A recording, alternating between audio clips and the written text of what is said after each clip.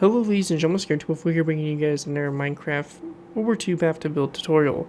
In this tutorial we'll be going ahead and building the Clemson-Class of destroyers. The Clemson-Class was a series of 156 destroyers which served with the United States Navy from after World War I through World War II.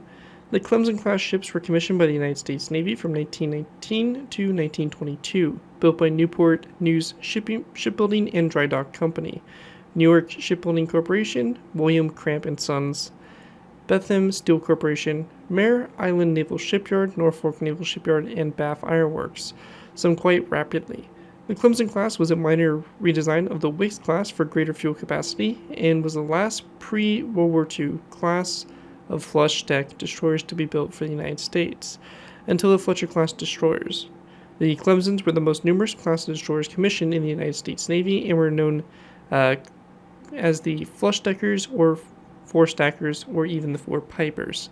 So yeah, really kind of iconic class. The Clemson-Class is a very familiar name when it comes to naval history and especially the United States Navy.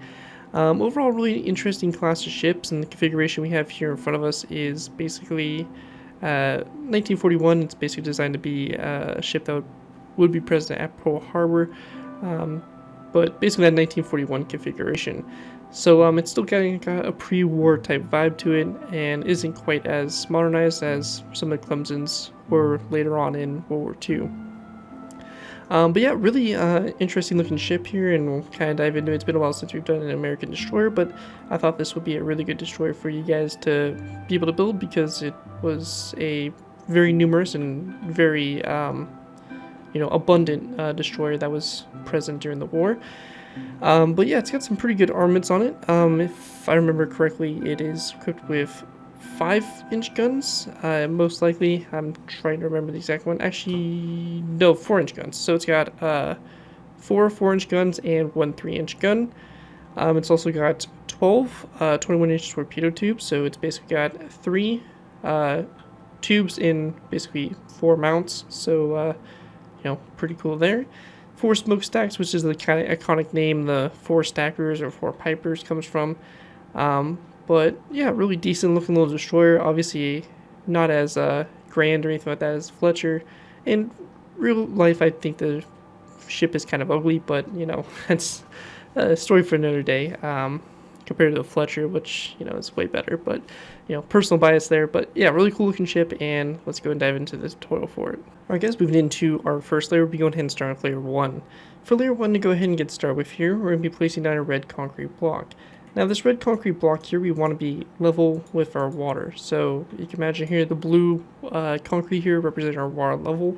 That right there is where the ship's going to sit if you are planning on building this in the water. Anyways, make sure you have that correct. Very important. Let's go ahead and continue on. Coming off this red concrete block, we're going to place down a brick upside down stair toward the front. And then going back from the red concrete block, we're going to go and place down an additional 1, 2, 3, 4, 5, 6, 7, 8, 9, 10, 11, 12, 13, 14, 15 blocks back, followed by a brick upside down stair, a red concrete block, and another brick upside down stair just like that. Once that's finished, we're going to go back up here to the front. We're going to go to the third red concrete block, place down a brick top slab, 2 brick upside down stairs, and then 1, 2, 3, 4, 5, 6, 7, and 8 red concrete blocks, brick upside down stair like that, and then 1 and 2 brick stairs coming off it. So you have a corner stair, 2 regular stairs, followed by an end rod, and then a birchwood slab.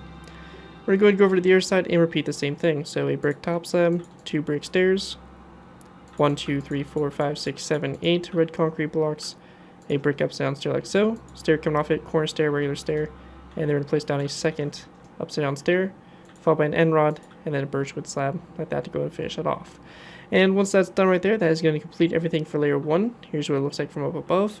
And with that, let's go ahead and move into our next layer, layer number 2. Alright guys, moving into our next layer, we'll be moving into layer number 2. For layer 2 to begin with, we're going to place down a stone block on top of this brick upside down stair, followed by an item frame to both sides of it. In that item frame, we're going to place down a crossbow, rotate it around so it's facing downwards like so, and same thing over here as well, like that. We then want to place down a stone button on both sides of this stone block. Going back from it, we're going to place down additional 1 and 2 stone blocks back, followed by a dark oak wood button on both sides of the second block, and then a andesite wall on both sides of this stone block. We're going to place down another spruce wood slab here, narrow andesite wall to both sides, and then a row of 3 of stone blocks across. We then want to go ahead and place down another row of 3 of stone blocks across and 2 dark oak buttons on both ends. We're going to go ahead and place down a spruce wood plank in the middle, stone block again to both sides, dark oak button to both sides. In a row 3 of stone blocks, a second row, a third row.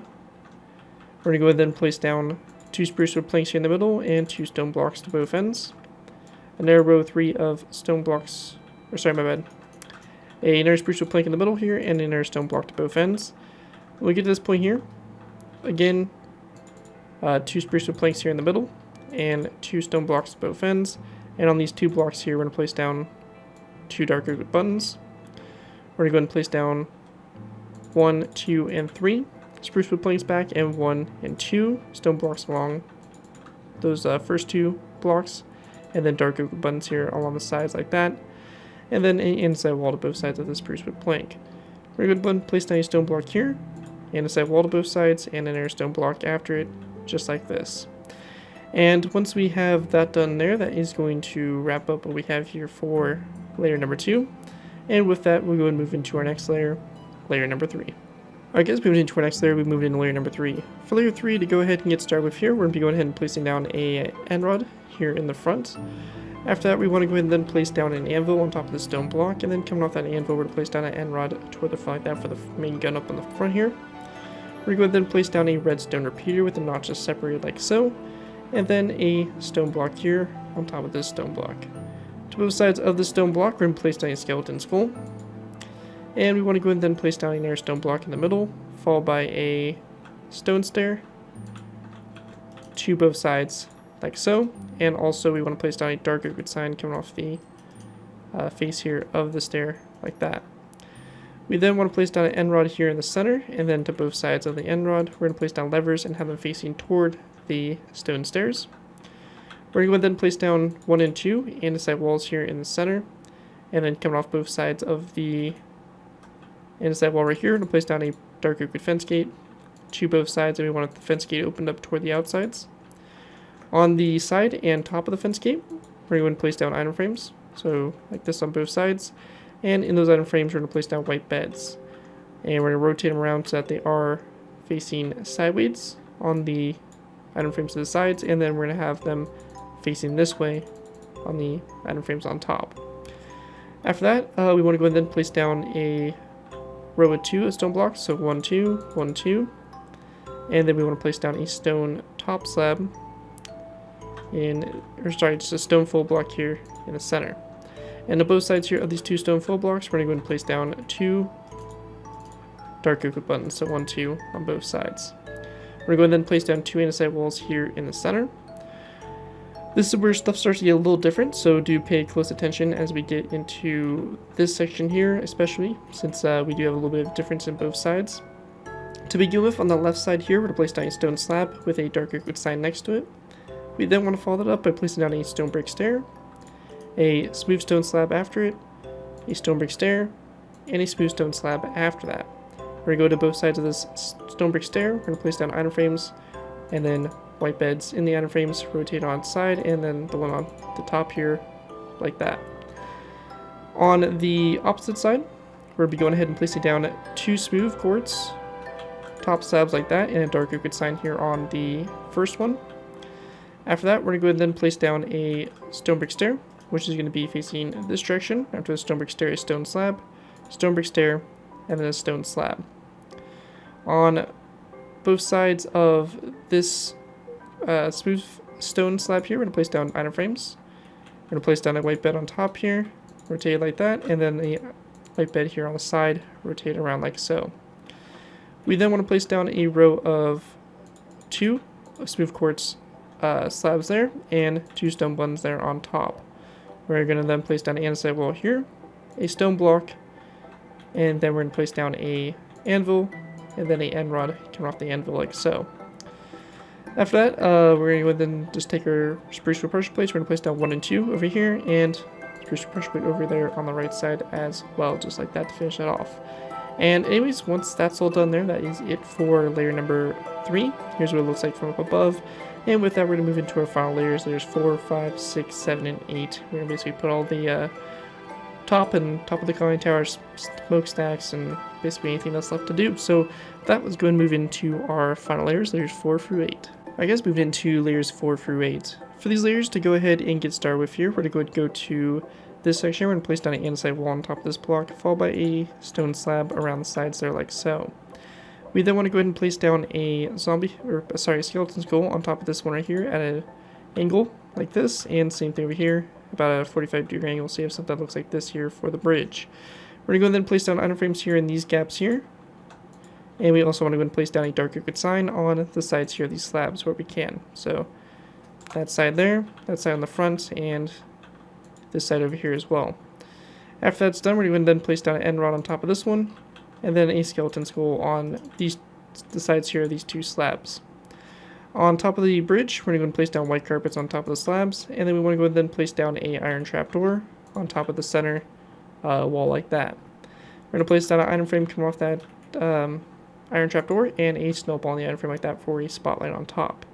We then want to place down a end rod up from this one right here, followed by a andesite wall, and then 1 and 2 end rods like that all the way up to the top, and a end rod to both sides of that top end rod like that. Going ahead and continuing on, we're going to place down 2 more andesite walls on top of these 2 sections here, and on top of those we're going to place down 2 wither skeleton skulls like that for the smokestacks. We want to go ahead and then place down an anvil on top of these 2 stone blocks, a end rod coming off them facing forward, and we're going to then place down a spruce wood pressure plate, which is going to go on this stone block right between them like so. We're going to then move to the rear here, and we want to go ahead and take our levers. We're going to place down 2 levers on these 2 quartz top slabs and rotate them or flick them so that they're facing toward these stone walls. And then on the back here, on top of the andesite wall, we're going to place down 1, 2, 3 end rods up, and then end rods on both sides of this one, just like that. After that's done, we want to go ahead and grab some barrier blocks. We're going to place down 1 and 2 going forward, 2 stone buttons on top here. Then we're going to go ahead and place down 1, 2, 3, 4 barrier blocks, 2 stone buttons on the side, and then 2 on top, and then 1 and 2 barrier blocks. And we're just going to place down 2 stone buttons there on the sides like that. And that right there is going to basically wrap up my design here for the USS Clemson-Class destroyer. Hopefully you guys do enjoy this build. If you guys do end up using this design, I do ask that you guys give me proper credit for it. This will be a thing from the side of the build to my channel or this video if this does appear on any social media sites. Hopefully you guys do enjoy the build and are able to put it to good use. If that's actually it, that's it for the video. Thank you guys again so much for watching. As always, don't forget to like, comment, and subscribe. This has been your 2x4, and I'll see you guys next time.